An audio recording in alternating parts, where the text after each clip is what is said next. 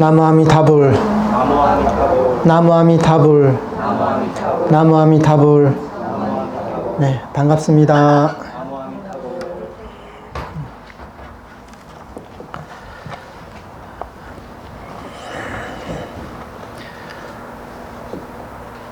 네, 이행품 이제 미타장에 들어와서 보는 취문에 대해서 지난번 강의 시간에 말씀을 드렸습니다. 한번 보는 취문을 다시 제가 한번 읽어보도록 하겠습니다.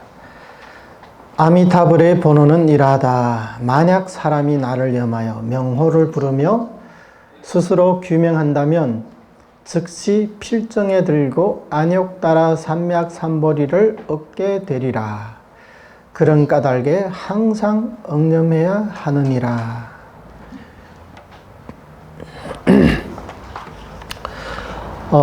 이 보는 취의 문과 난이 이도판,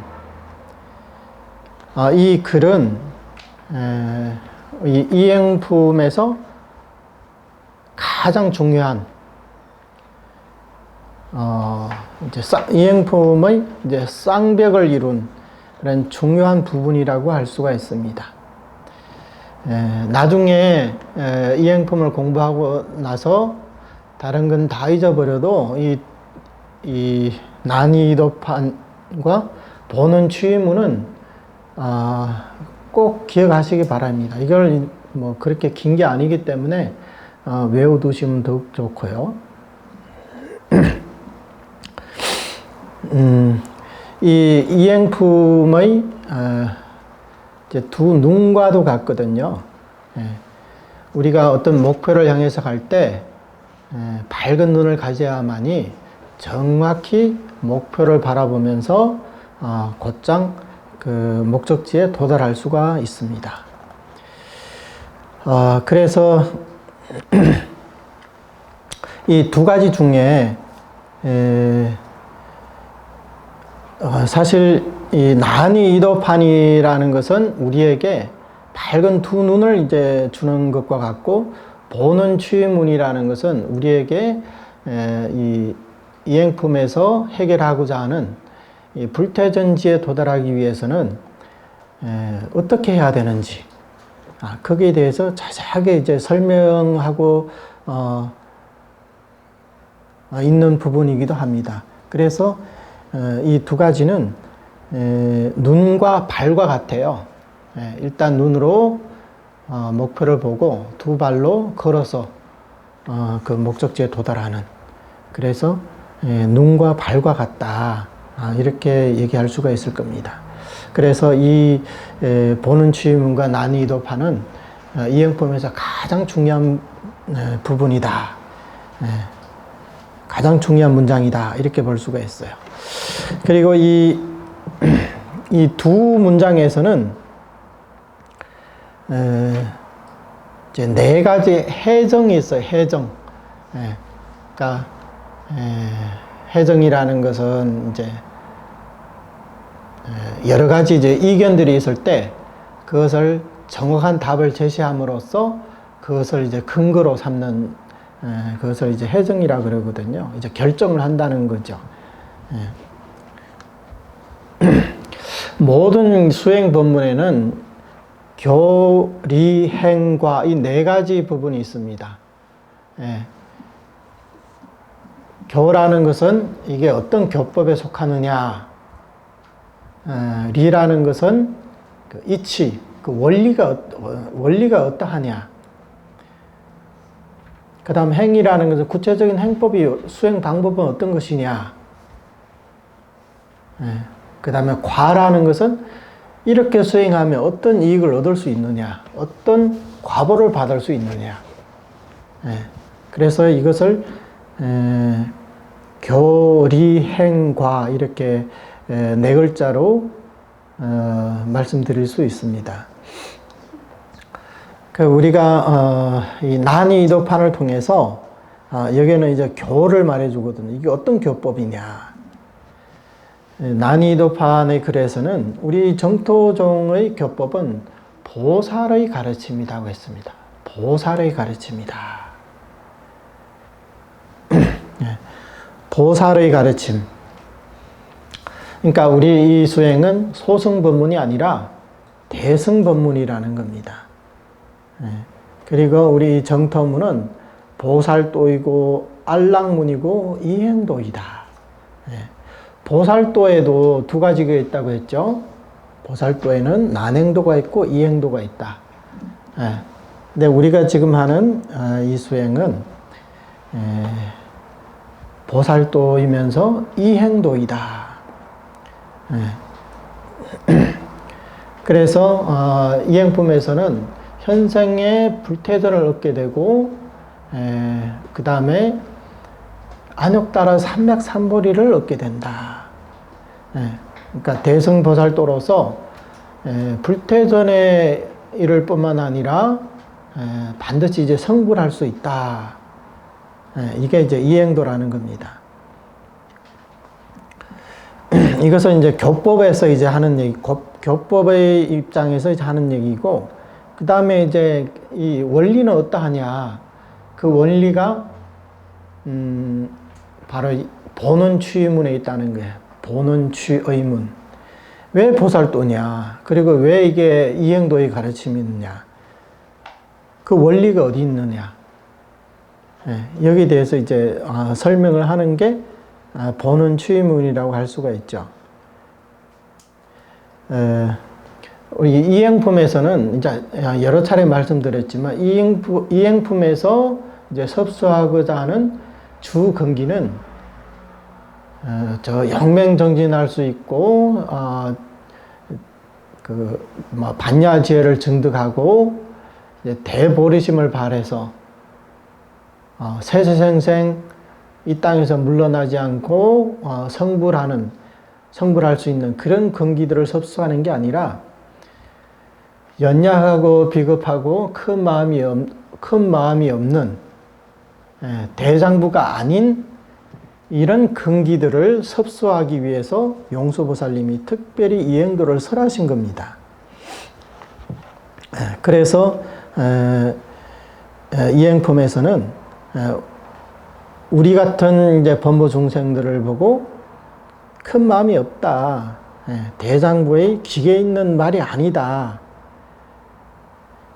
거의 모든 그 불교 수행은 전부 다 대보리심을 발해야 되고 영맹정진을 해야 되며 개정의 사막을 닦아서 우리의 탐진치 번뇌를 제거해야 됩니다.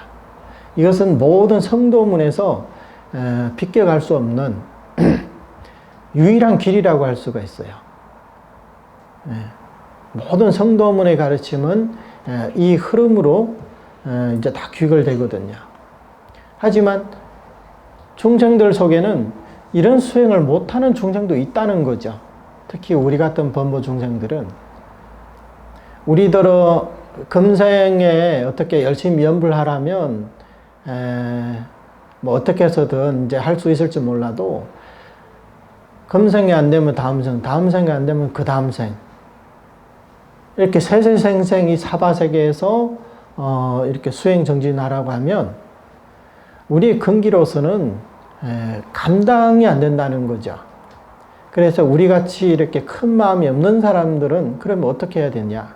우리 같은 중생들은 어쩔 수 없이 생사윤회를 할 수밖에 없느냐? 그렇지 않다는 거예요. 그러면 우리 같은 이런 하근기 중생들이 닦는 법은 그러면 또 하등한 법이냐? 그렇지 않다고 하셨죠. 역시 우리 같은 이제 범부 중생들이 닦는 법도 보살도이면서도 이행도다. 쉽게 가는 길이다. 그러면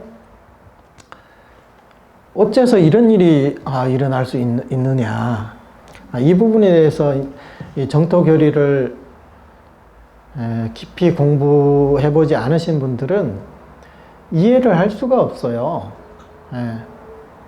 개정의 사막을 통하지 않고 신원행으로 곧장 극락왕생에서 성불을 한다고 하면 이거는 결이 안 맞는다 이거예요. 예. 그래서 오늘날에도 이 정토 법문을 받아들이지 못하고 심지어 이거는 서가모니 부처님의 가르침이 아니다고 이렇게 비방하시는 분들도 계시거든요. 예. 근데 이제 그분들도 나쁜 마음에서 그런 건 아니겠죠. 왜냐하면 본인들이 공부한 교리와 너무나 다르거든요.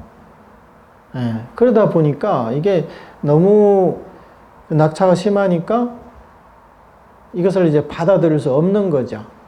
예. 다만 이제 한편으로는 그 사람의 성근과 복덕이 우리보다 좀 부족하다. 이렇게 볼 수도 있는 거죠.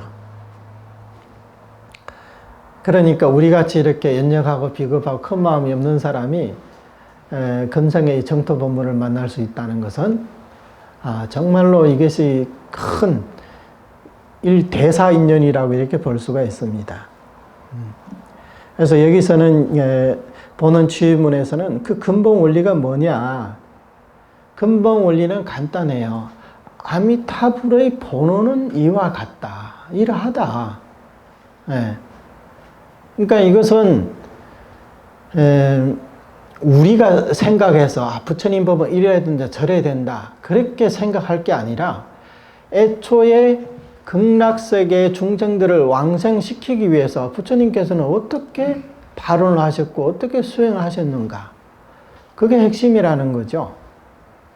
예.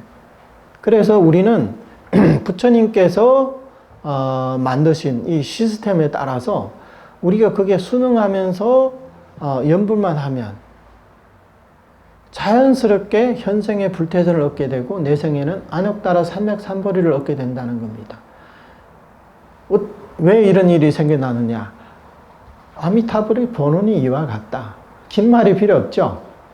예, 부처님 본원에서 인지에서 그렇게 설정을 했기 때문에 지금 과지에서 당연히 그런 이제 힘이 생겨난다는 거죠. 중생 구제를 할 수 있는 그런 힘이 생겨난다는 거죠. 우리가 전수경을 읽으면서 매일 중생무변 서원도 번뇌무진 서원단 하면서 이렇게 사홍서원을 읽고 있지만 우리가 어떻게 중생을 구제할 수 있는지 이 부분에 대해서는 아마 거기에 대해서 이제 깊이 생각해 보신 분들은 없을 겁니다. 아직 성불도 못 했는데 무슨 중생구제를 무슨 생각하느냐. 네. 하지만 이런 대보살님들은 성불하시기 전에 이미 그런 발언을 하셨다는 거예요. 그래서 약사열의 발언이라든가 아니면 서가모니 부처님도 발언이 있거든요. 또 관세음보살님도 발언이 있고 지장보살님도 발언이 있고 시방세계의 모든 불보살님들에게는 다들 발언이 있다는 거예요. 이 발언에는 두 가지가 있어요. 그러니까 총론이 있고 별언이 있는데 총론이라는 것은 바로 우리가 방금 말한 우리가 발사홍서원 하잖아요.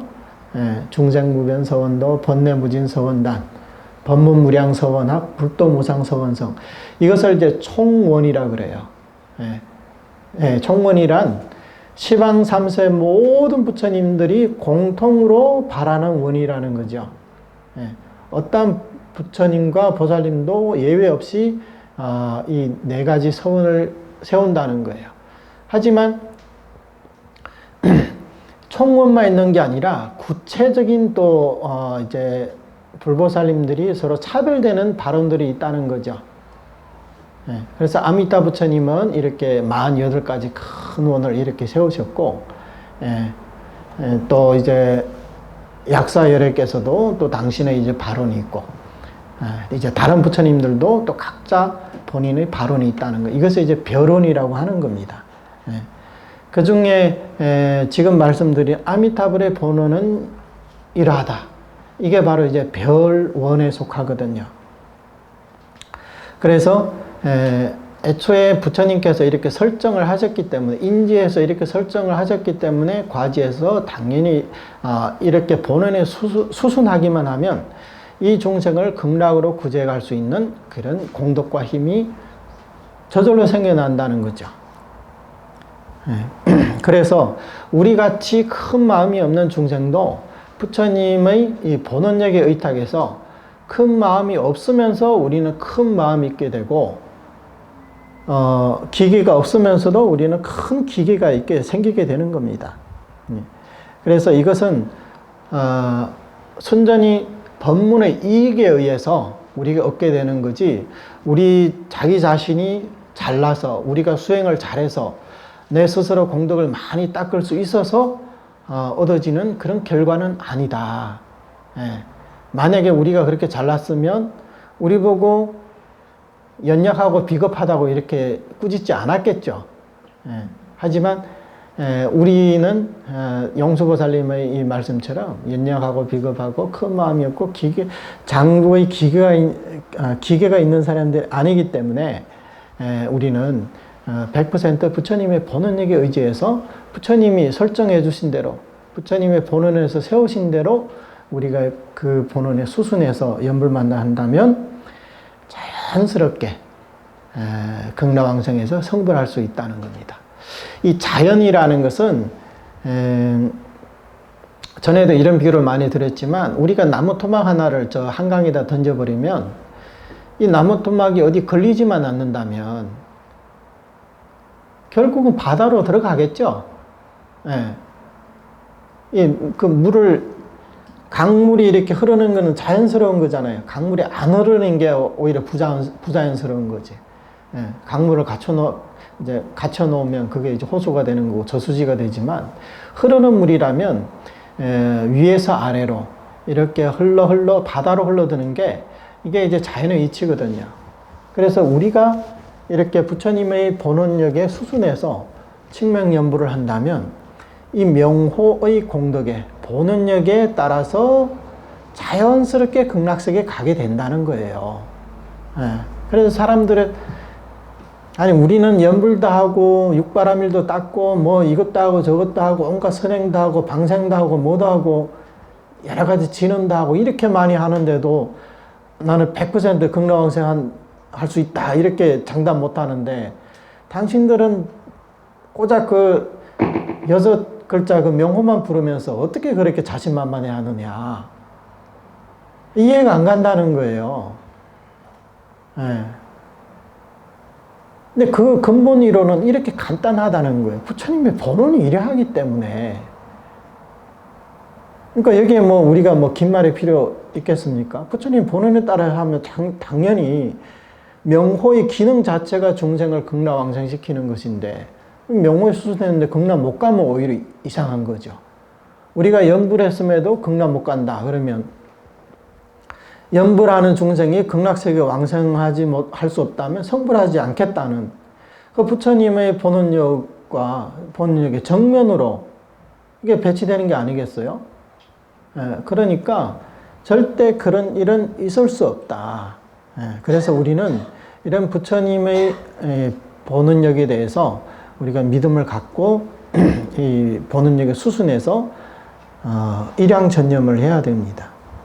그래서 우리는 이 본원에 따라서 이렇게 연불을 하다 보면 우리가 자력의 보르심은 없지만 타력의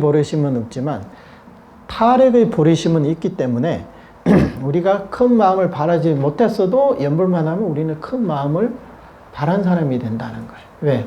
부처님의 공덕이 나의 공덕이 되기 때문에. 그래서 부처님의 보르심이 나의 보르심이 된다는 거죠. 그래서 우리처럼 큰 마음이 없는 사람도 위없는 보르심을 갖게 되는 거예요. 이게 바로 부처님의 본원력의 그런 공덕이라는 거죠. 이게 바로 우리가 왕생할 수 있는, 여기 이행법에서 말하는 이행도의 근본 원리가 여기에 있다는 겁니다. 그 다음에 행은 이제 행법이라 그랬죠. 딱 한 가지입니다. 이행품에서는 처음부터 끝까지 오로지 칭명연불말을 얘기하고 있습니다. 그래서 우리는 이 정토 수행을 하면서 이 칭명연불이 아니라면 이것은 부처님의 본원이 아니라는 것을 우리는 알아야 됩니다. 그러면 여기서 또 많은 사람들이 궁금해하는 게 있어요. 48대원이 다 본원 아닙니까? 왜 18원만 본원이라고 합니까? 예. 그래서 여기서 말하는 이제 본운이라는 것은 우리가 정토종 개론이라는 책을 봐도 그게 자세하게 나와 있지만 본운에는 두 가지가 있어요. 거기에는 이제 인본이 있고 근본이 있다는 거예요. 인본, 인은 이제 원인의 인지의 자리에서, 그러니까 이 법장 비구가 세자제왕열애의 그 처소에서 처음 48대원을 발했어요. 그때는 아직 성불하기 전이지 않습니까? 그때를 이제 인지라고 표현합니다. 인지, 원인할 때 인, 자리할 때 지. 그래서 그때 당시에 48가지 크진 서원을 세우셨는데, 이런, 여기 인지에서 발한원의 입장에서 보면 이것을 전부 다 인본이다, 이렇게 말할 수가 있어요. 하지만 그 중에서도 가장 중요한 근본이 되는 원이 있다는 거예요. 그게 뭐냐? 그게 바로 제18원이라는 거죠. 그래서 이것을 이제 근본서원이라고 이렇게 얘기를 하는 겁니다. 그래서 다른 그 48대원 중에 나머지 47원은 본원이 아니다, 그런 얘기가 아니라 다 같은 본원이지만 그래도 그 속에서 가장 중요한 원이 제18원이기 때문에 이것을 우리는 근본서원이다. 그것을 이제 본서 홍원이다고도 이렇게 표현을 합니다. 근데 여기서는 일단은 우리가 왕생하는 그 행업에 있어서는 용수보살님은 아미타불의 본원은 이러하다 해놓고 나머지 47대원은 전혀 언급도 안 하고 오직 제18원을 연불왕생원만 여기서 언급했기 때문에 우리는 이게 제18원이야말로 48대원 중에서도 근본소원이며 이게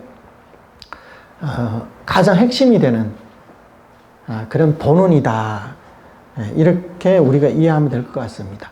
사실 48대원이 48가지가 되지만 그 중에서 실질적으로 우리에게 가장 중요한 원은 이른바 섭생삼원이다. 그러니까 18원, 19원, 20원입니다. 왜냐하면 나머지 발원들은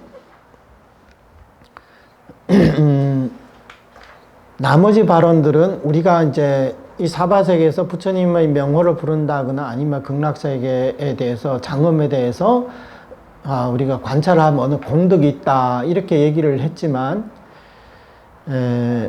그걸 가지고 우리가 왕생할 수 있다고는 얘기하지 않았단 말이죠. 그러니까 극락세계가 아무리 청정하고 장엄해도 우리가 왕생할 수 없다. 우리가 무슨 상관이 있어요? 우리에게는 의미가 없잖아요. 아무리 맛있는 그 밥이 있다 해도 우리가 못 먹는 밥이라면 우리에게 무슨 의미가 있겠습니까? 그래서 48원이 하나하나가 다 중요하지만 그 중에서도 이 섭생삼원, 18원, 19원, 20원이 우리에게 있어서 가장 중요해요. 왜? 이것은 우리의 왕생과 직결되는 세 가지 원력이기 때문에 가장 중요하다는 거죠. 하지만 이 세 가지 원력 중에서도 또 비교를 해보면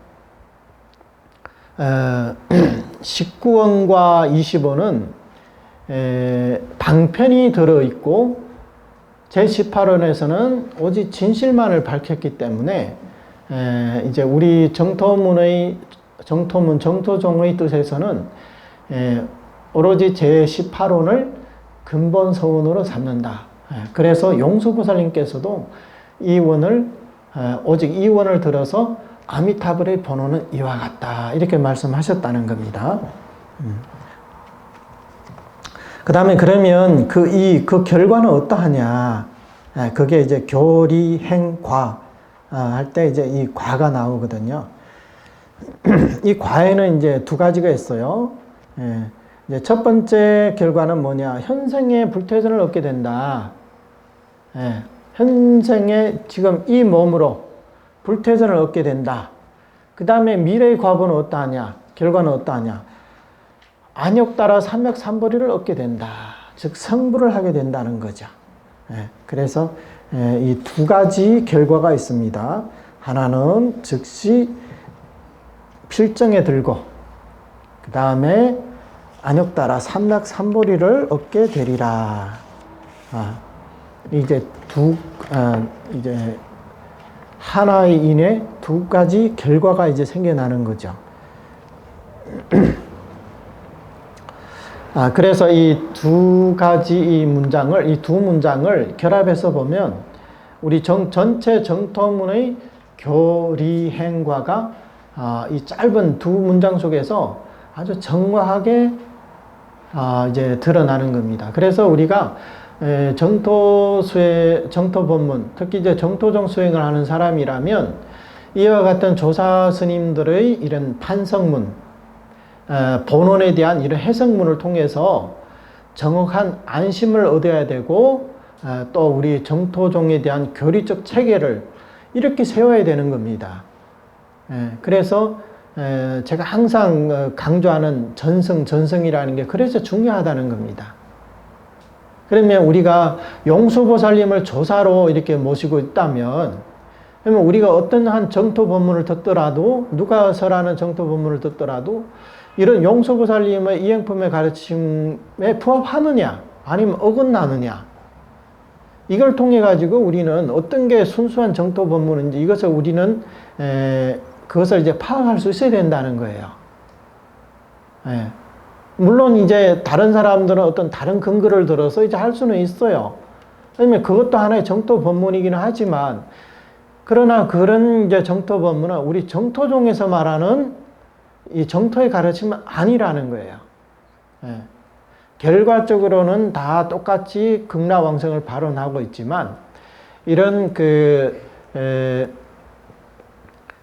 왕성에 대한 근본 원리에 대한 이런 해석이라든가, 그 다음에 극락왕생을 위한 이런 행법에 대한 그 해석에 있어서는 많은 차이가 있기 때문에 그분들의 입장을 존중하기는 하지만 우리는 그래도 우리 정토종 조사 스님들의 이런 전성에 따라서 그렇게 안심을 얻고 그게 수순해서 우리는 수행을 해야 된다는 거예요.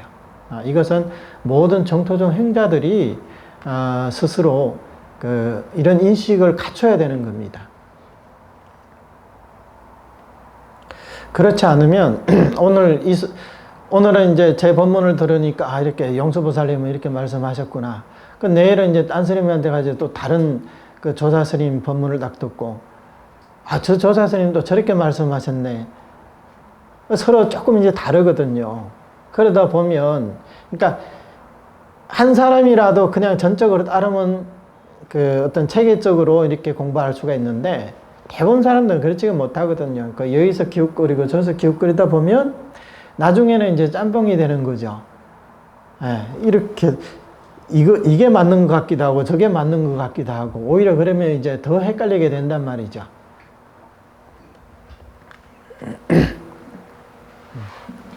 그래서 이 보는 취의문은 지난번에도 말씀드렸지만 오직 이 제18원에 대한 이제 해석입니다.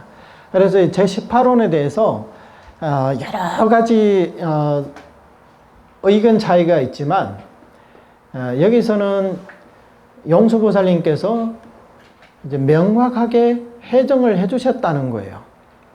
예를 들어서 이제 내지 신념할 때 이 염자에 대해서 이것이 구업으로 칙명을 하는 것을 말하느냐 아니면 의업으로 이제 관법을 닦는 것을 말하느냐, 여기에 대해서 지금 뭐 1000년이 넘도록 아직 그 논쟁이 끊이지를 않고 있어요.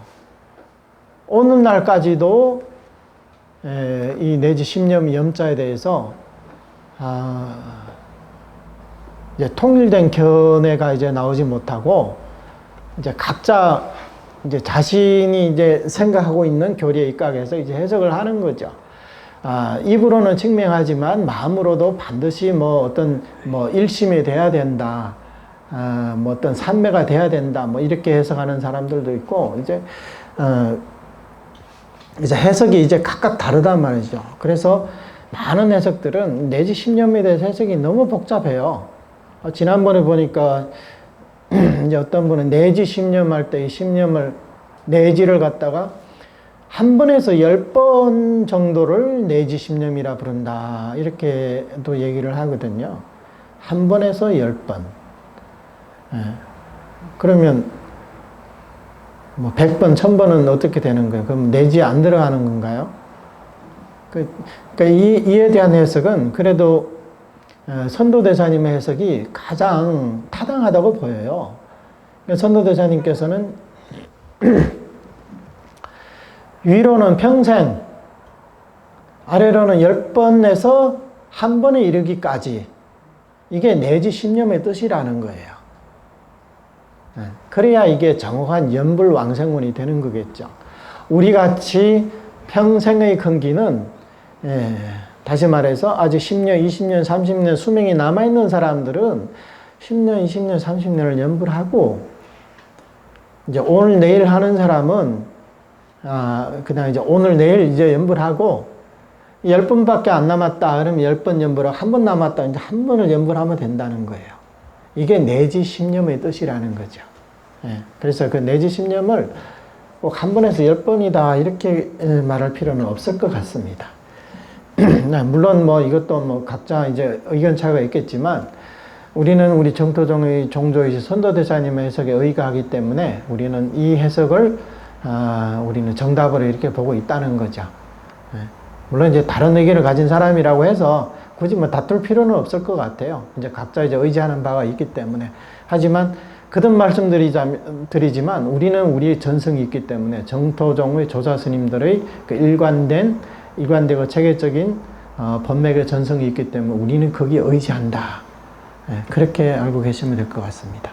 그래서 이 내지 신념의 염에 대해서도 용수보살님부터 시작해서 뭐 천침보살님도 마찬가지고 사실은. 그 다음에 담난대사, 도작대사, 선도대사, 그러니까 일본의 혼행스님까지 이어서 전부 다 이 염을 칙명의 염으로, 칙념의 염으로 이렇게 해석하고 있거든요. 관념의 염이 아닌 칙념이라는 이 염자로 해석하고 있단 말이죠. 그러면 당연히 우리는 그런 그 가르침에 이제 의지하게 되는 겁니다. 그렇다면 한번 봐요. 영수보살님이 내지심념을 칙명연불로 해석한 것은 그러면 혼자 이제 독단적인 해석일까요? 아니겠죠. 우리도 부처님의 경전을 존중하고 사랑하지만 이런 대보살님들, 대조사스님들 우리보다 더 존중하고 더 사랑합니다. 그래서 당연히 다 이제 경전적인 증거가 있기 때문에 일반인들이 읽어내기 어려운 그런 그 난해한 부분들을 조사스님들께서 이렇게 논설을 통해서 우리에게 이제 해석을 해주고 계시는 겁니다. 그러면 이 칙명연불로 해석한 것은 그 근거가 어디에 있을까요? 그게 바로 관무량수경의 하품하생. 십념을 구종해서 남아미타를 부른다. 거기서 이제 칙명연불을 말씀하셨단 말이죠. 그래서 우리 이 정토종의 조사 스님들은요, 광경을 보더라도 광경 구품왕성에서 상상품을 보는 게 아니라 하하품에 그 포커스를 맞추고 있어요.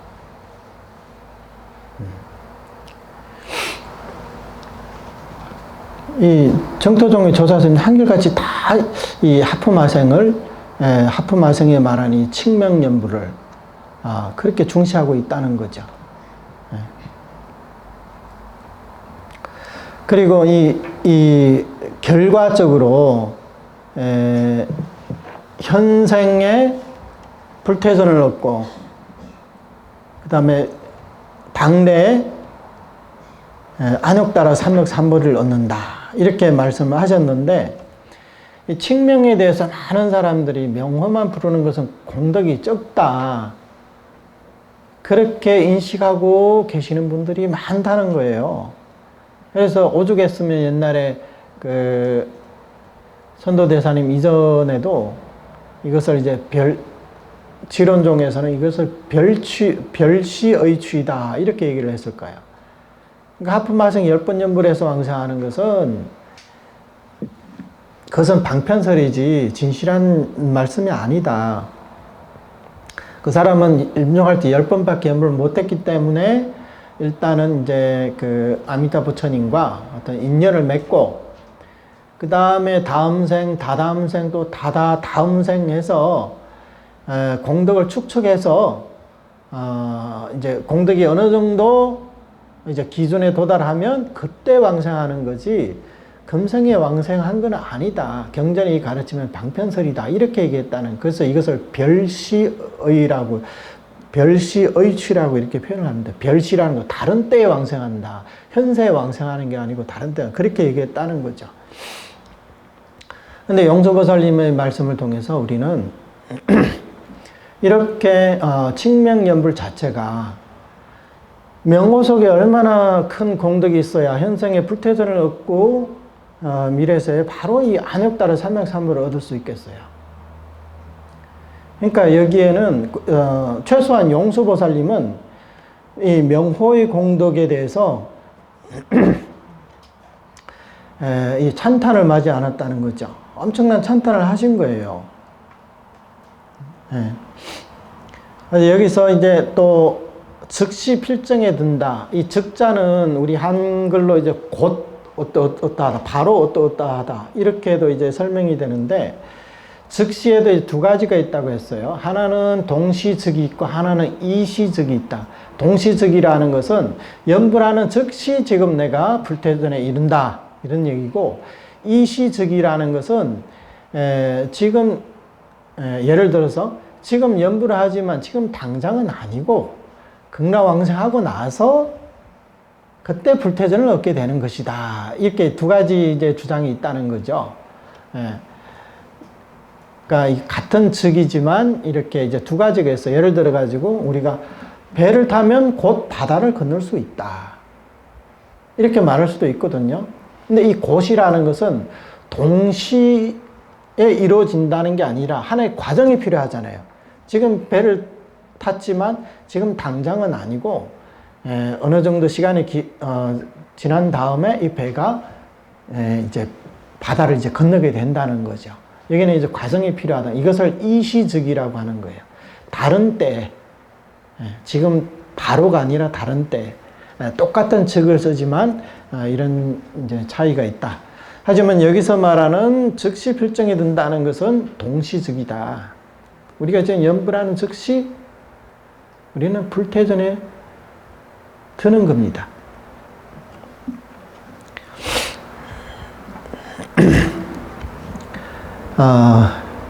그래서 이것은 동시즉이다. 그리고 여기서 칭명하여 스스로 규명하면 즉시 필정에 든다. 이게 동시즉이라고 했죠. 많은 생 이후가 아니고 또 우리가 지금 칭명연불을 하고 있지만 지금은 결정되지 않고 임종할 때 되어서야 왕생이 이제 결정이 된다. 아니면 이제 불태전이 된다. 그런 얘기가 아니라는 겁니다.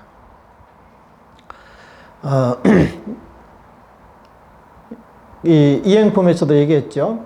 도살이 이 몸으로 현재 이 몸으로 아유월치의 지위에 이루고자 한다면 이렇게 얘기해요.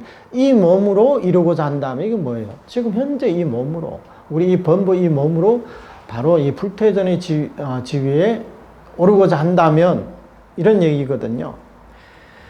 무량수경의 성취문에 보면 이런 얘기가 있어요. 내지 한 번만이라도 염한다면 즉시 왕생하여 불태전에 머물게 되리. 그러니까 이 부분에 대해서도 이제 많은 사람들 즉시라는 말에 대해서 이시즉으로 많이 해석을 하거든요. 이렇게 한 번만이라도 부처님 명호를 부르면 즉시 왕생해서 그러니까 왕생하여 불태전에 왕생을 하고 나서 불태전을 이룬다. 그러니까 이것은 지금 현재 당장은 아니라고 이렇게 해석을 하죠. 왜냐하면 이게 왕생이라는 말이 들어가 있기 때문에. 하지만 이 부분은 이시즉이 아니고 우리 동시즉으로 읽어야 돼요. 우리가 지금 현재 이렇게 칭명을 하며 스스로 규명을 한 사람은 지금 즉시 왕생한 신분을 갖게 된다는 거예요. 그리고 우리는 불태전을 이루게 된다. 이렇게 봐야 이 정확한 해석입니다. 그래서 옛날 고덕들께서도 일념이 상념하면 일념이 곧 부처다. 이런 얘기도 있거든요. 염념이 상응하면 염념이 부처다. 이런 말씀도 있어요. 또 아미타경에서 뭐라고 하셨어요? 만약 어떤 사람이 이미 발언하였거나 이제 발언하거나 장래에 발언하여 아미타불의 국토에 왕생하고자 한다면 이 사람들은 모두 안욕따라 삼맥삼보리에서 물러나지 않으며 저 국토에 이미 왕생하였거나 지금 왕생하거나 왕생하게 될 것이다. 그러니까 이미 발언한 사람은 이미 왕생했다는 거예요. 지금 발언한 사람은 지금 왕생하고 나중에 발언한 사람은 나중에 왕생하게 된다. 이걸 동시쓰기거든요. 우리는 이미 발언했잖아요. 오늘 지금 발언하는 게 아니잖아요. 이미 발언했다는. 그러면 우리는 이미 왕생했다는 거예요. 이 얘기 자체도. 그래서 이것은 이 정토법문은 정말 원돈 법문이라는 거죠. 원돈 법문이다. 원만하고 즉각적인 법문이라는 거예요. 시간이 많이 걸려서 지금 아무리 연부를 열심히 해도 임종할 때 정념이 있어야 왕생하고 만약에 혼수 상태에 빠지면 일생의 연불이 수포로 돌아간다. 절대 그런 얘기가 아니라는 거예요. 그렇게 생각하시면 안 됩니다. 그래서 이것은 그렇게 해석하면 우리 정토문의 이 취지에도 맞지가 않습니다.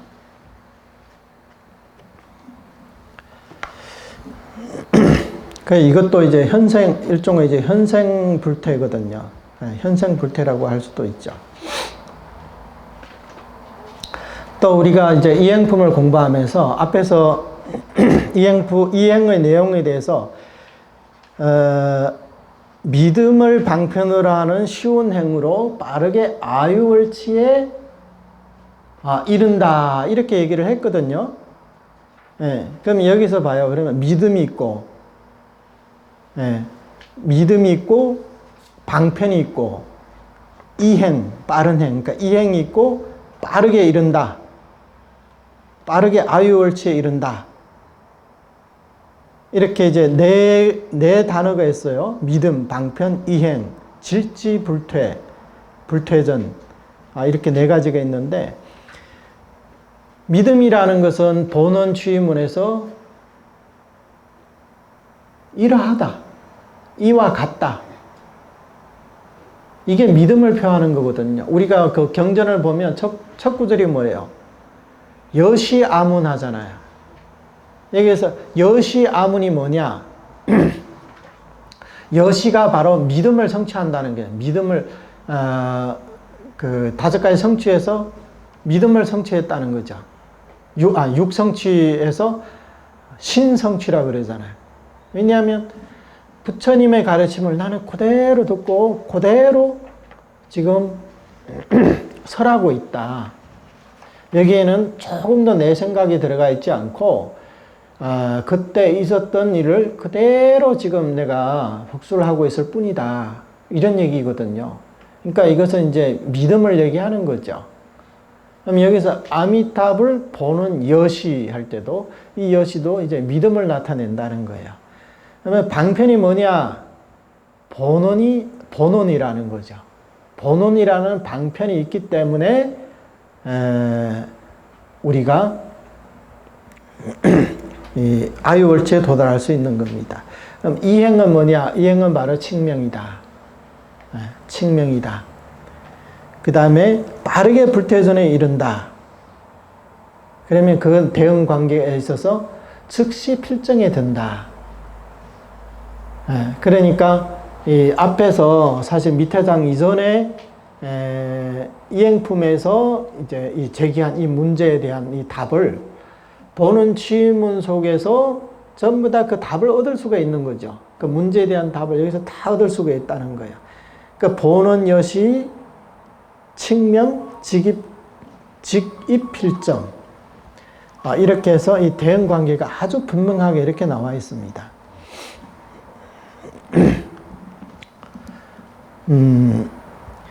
이 방편이라는 것은요, 우리가 임시방편이다 이런 말을 쓰잖아요. 근데 여기에서 이 방편은 임시방편으로 이렇게 생각하면 안 돼요. 방편에도 두 가지가 있거든. 임시방편이 있는가 하면 구경방편이라는 것도 있어요. 구경방편이다. 이 방편은